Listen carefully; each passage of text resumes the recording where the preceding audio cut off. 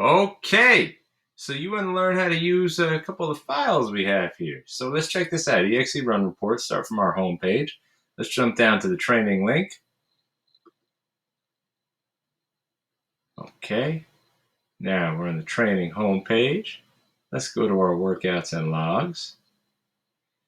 So we're not actually going to look at a particular workout. We'll go here to our workouts. Let's open up now. Notice down here in the bottom there are a few different tabs. There's the July tabs here. Check out the workouts. But I'm actually interested in these last two, the track 5K pace splits and the XC 5K pace splits. Say that 5 times fast. Okay, so let's check this out. In fact, I'm going to open this up so we can see it big. Okay, good. Now, let's let the tabs load up. There we go. Let's go to the track 5K splits. All right, here we are. I want you to understand what it is you're looking at. All right. This is actually a very useful chart, but you got to know how to use it. This chart is designed to use your track splits give you track splits for a 5K. Now in the gray vertical column here, ABC, we have your 5K time cross country. So on a cross country course, if you are running, let's say, 18 minutes about. Now you got to be careful here. As it says up top, this is really an average 5K. So be careful. Some of our quote 5Ks have actually been shorter.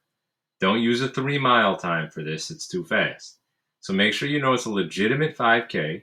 In fact, Bowdoin is a legitimate 5K, though not everyone has run there. Take that time, and Bowdoin's a little bit on the slower side, but it is a legitimate 5K. Take that time and jump in over here. Maybe you run around 18 minutes at Bowdoin. So that would put you somewhere around this 18:04.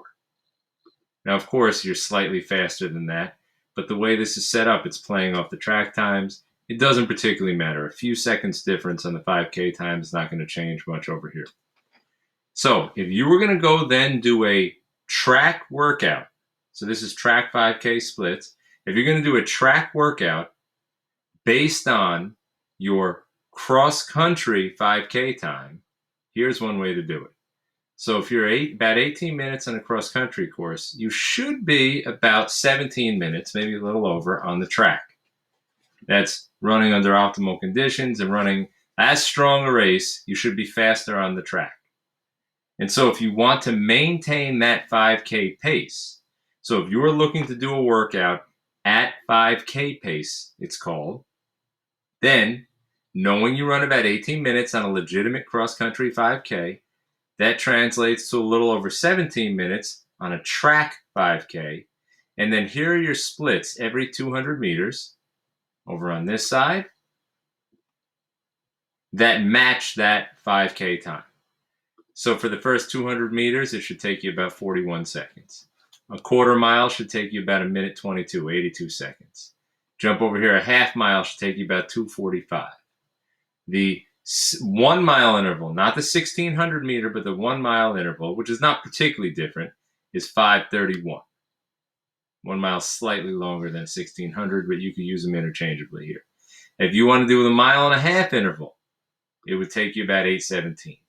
So this is not a bad chart to have printed out if somebody could check you every 200, 400, 600, and so on, and see that you are keeping the 5K pace. So this is particularly for taking a cross-country 5K time and doing a workout on a track. So the cross-country time in gray translates to a track time roughly in yellow. It could be a little faster or slower, which then translates to these splits. And so this is particularly for a workout done at 5K pace. Now the times run all the way down to 30 minutes on the track, about 31:30 on a cross-country course. So that should cover many runners, not every. If you find yourself stepping outside or beyond that 30 minutes or below the 16 minutes, of course, we can adjust that. It's pretty easy to do. Anyway, that's what you're going to use. Now, do we always run at 5K pace? No, of course not. There are ways to convert then to, let's say, a tempo pace, or what we might call a medium plus, or whatever it is. That'll be a separate video explaining to you how to do that. But it's very important. The reason these times are here is note 3. Do not overdo a workout.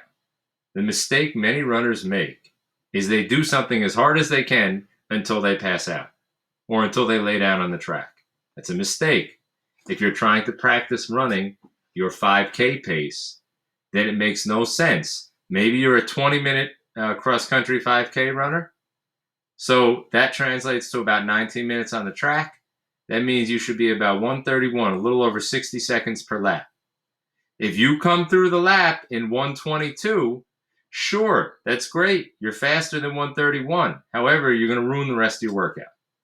And in so doing, you're going to practice ruining your races by starting too fast. So following the paces listed here is exceedingly important. Do not overdo the workout. Okay, now if we look at the other tab, cross-country 5K pace splits. You could do everything from the other one, but it's fine. This one just switches it around a little bit. What if you're actually doing a workout on the grass or on a cross-country course? Now, this is assuming a relatively flat cross-country course. You could have a little bit of hill, but not too much. Maybe you know your 5K track time, or you know your 5K cross-country time. If you only know your 5K track time, well, here it is, slowed down by about 5% to a cross-country 5K time. If you already know the cross-country 5K time, which many of you do, you can jump straight to that gray column. That's fine. But this has different splits. If you recall, around 18 minutes on the track, that gave you the 18-minute 5K on the track, the 17:10 on the track, was about 41 seconds per 200 on the track. Here, on the field, on a cross-country course, on a grass field, you're looking at more like 43 seconds per 200. And in the end, what was a 5:31 mile on the track, here is about a 5:48 mile on the grass or on the cross-country course. So the times are not the same. They're slower on soft or hilly or rolling terrain. So this is the page you'll use if you're going to do your interval work, your repeats on the grass or on a cross-country course. Use the track page if you're going to do the intervals on the track.